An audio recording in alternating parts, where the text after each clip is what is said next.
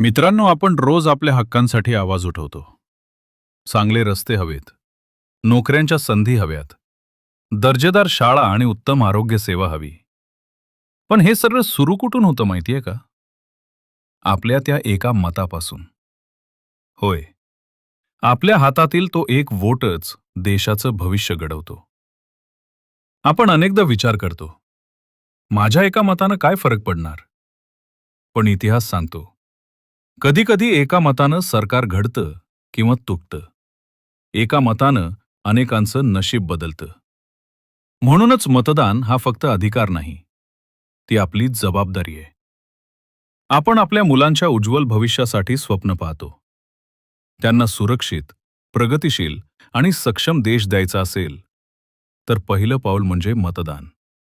आपण मत दिलं की आपला आवाज शासनापर्यंत पोहोचतो. आणि ज्या दिवशी आपण सर्वजण एकजूट होऊन मतदानासाठी बाहेर पडू, त्या दिवशी लोकशाहीची खरी ताकद दिसेल.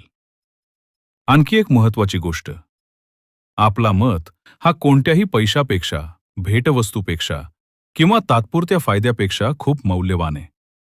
त्यामुळे अल्पकालीन लाभासाठी आपला मत कधीही विकू नका. कारण एका दिवसाचा फायदा संपतो, पण चुकीच्या निवडीची किंमत वर्षानुवर्ष मोजावी लागते. म्हणून यावेळी घरी बसू नका. प्रत्येक घरातून बाहेर पडा.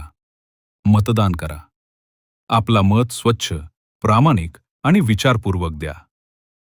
कारण भारताला मजबूत, सक्षम आणि समृद्ध बनवायचं असेल, तर सर्वप्रथम मतदान करणं आवश्यक आहे. मतदान करा.